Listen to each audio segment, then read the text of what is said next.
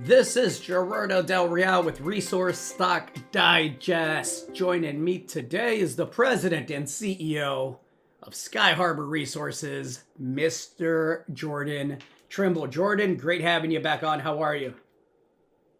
I'm great. Thanks for having me again. Well, listen, we've talked several times throughout 2023, and we chatted recently here in 2024. It's good to see the uranium spot price over the 100 level. It kind of reminds me of gold in a sense that it seems like gold wants 2000 to be the new floor, and anything within a couple of percentage points of that is likely to hold. In the uranium space, it seems like 100 a pound is establishing itself as a potential new floor. And so that's highly encouraging for companies that did what you did with Skyharbour Resources, which is advance assets into the portfolio that were accretive on the exploration side, and then bring in partners that maybe didn't have the network that you and the team had, and recognize the value of those assets and are willing to spend their own money while you retain a substantial interest in any exploration success on the upside. You simultaneously have two co-flagships, and I think 2024 is probably going to be the year where Skyharbour's finally trading in dollars and not cents. So I thought I'd have you back in. I missed you at BRIC and Roundup, but it's great to have you on. Yeah, no, again, thanks for having me. And yeah, we just missed each other at the conferences. It was a busy week, needless to say, with a few conferences here in Vancouver. And I'm sure we'll see you at a couple of the upcoming conferences. But look, it's been a notable start, obviously, to the year for the uranium price. We've seen it continue to surge higher, a little bit of a pullback in the last week or so, but that's to be expected, hovering around $100 a pound. And we saw the volumes pick up quite a bit last week. So yeah, I agree. I think this could be the new norm. I mean, again, we've talked at length about this, but the supply demand fundamentals would dictate that this commodity price needs to go higher, even at $100 a pound. When we look at it relative to where it traded at in 2006, 2007, in particular 2007, when it ran up to almost $140 a pound in the spot market. Well, that's well over $200, around $200 a pound in today's prices. So we're still a ways off that, and there's still a very strong case for higher uranium prices, as the market's quite tight right now. I think we will, throughout this year, see this price continue to march higher, hopefully in an orderly fashion. We were talking offline. It's never good to see these things go straight up. You do need these pullbacks, and you need it to moderate at certain points. And so it's a great start for the commodity, and we've obviously seen some liquidity and price action in the equities as well. I still think that there's a very strong value proposition as we mature in this bull market for these smaller and mid-cap names. We haven't seen the smaller cap and some of the mid-cap names keep up with some of the larger cap names, which again, this is completely normal, given that we see these smaller cap, more leveraged names usually outperform significantly later on in the cycle. And we are still seeing a lot of new generalist money come into this space. I can say that we're seeing new funds, we're seeing new investors come into the sector. There's still, I think, a lot of money on the sidelines that is yet to come in.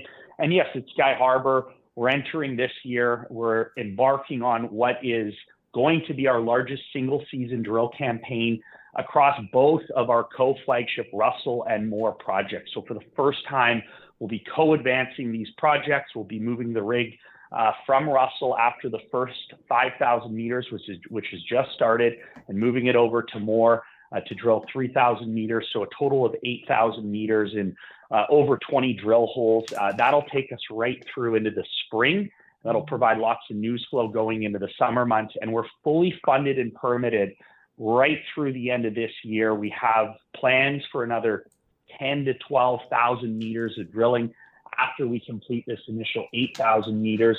That 10 to 12 will take place through the summer months into the fall. We'll continue. Plan is right now to continue drilling both Russell and Moore, and very, very exciting initial targets that we're drill testing here at Russell.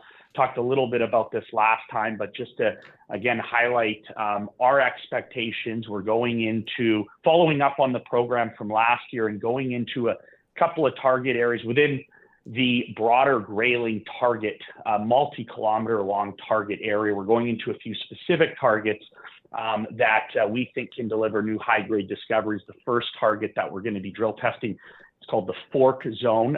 This is actually a somewhat new target that we've refined over the course of the last 6 months.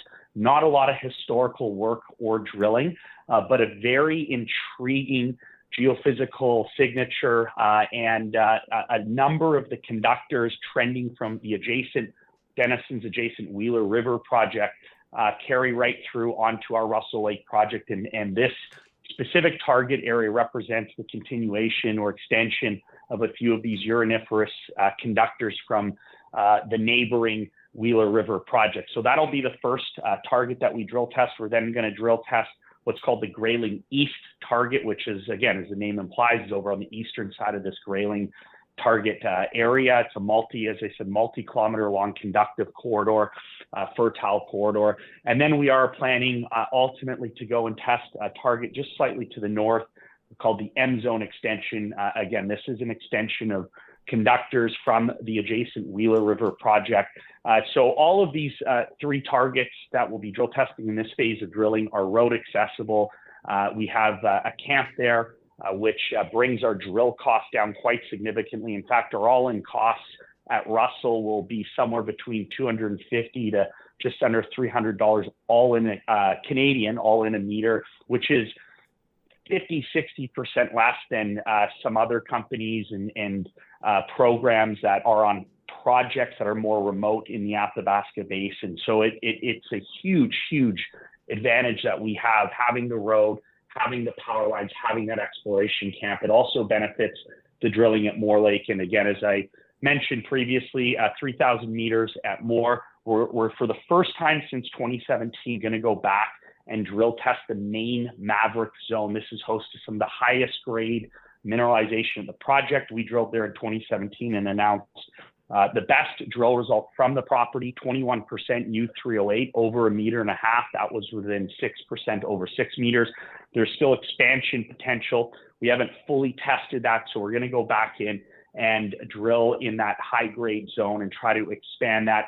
Needless to say, with the uranium price at $100 a pound, if we're successful in what we're trying to do, it's going to have, I think, a much bigger impact than it would have 6 or 7 years ago when uranium was less than $30 a pound. So a very exciting initial 8,000 meter drill campaign, which will set the stage nicely for future drilling this year. Again, fully funded and fully permitted for all this at Russell and Moore. Couldn't agree more with everything that you just said. For anyone that wants Jordan's very insightful macro take on the uranium space, I encourage you to listen to the interview prior to this one where, you went into it pretty in depth. I'll spare you having to do that again for us, Jordan, but I would love to have you back on here over the next several weeks now that drills are revved up and ready to go. And look, a couple of weeks in the uranium space is an eternity sometimes with the velocity of the price action sometimes. Anything to add to that, Jordan? No, I think that covers the upcoming catalysts at Russell and Moore. As you know, we are, our partner companies are about to commence, several of them about to commence drill programs, including North Shore at our Falcon project, as well as Tisdale Clean Energy at our South Falcon East project. And we are expecting programs from our two joint venture partners, Orano and Azincourt, at the Preston and East Preston projects. And likely we will see later this year at some point some exploration carried out at Man Lake and at Yurchison. So it's again going to be a very catalyst-rich year, not just the drilling and the work we're doing at Russell and Moore, but we're expecting 5, maybe even 6 of the partner companies to be carrying out exploration and drilling programs throughout the year. So again, it's we're building up Skyharbour to be that one-stop shop for high-grade uranium exploration and discovery potential across several projects in the Athabasca Basin. We've continued to add to our portfolio, and we're continuing to execute on the prospect generator business. A lot of recent inbound interest on potential new option and JVs and new partners coming in. So keep an eye out for news flow on that as well. And let's see what happens with the uranium price over the course of the year. Again, I'm very bullish, needless to say. And I still think, even though we have seen the price move like it has over the last 12 months, I still think there's a lot of runway left for a whole slew of reasons. And again, I do think that the equities this year will outperform. I couldn't agree more. I am a huge fan of go time. It sounds and looks and feels like it is most definitely go time for the uranium space. Thank you so much. Thank you, Gerardo. Chat soon. All right.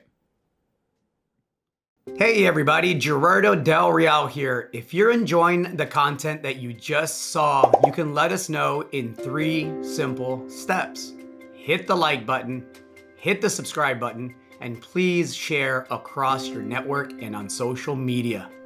Take care, everybody.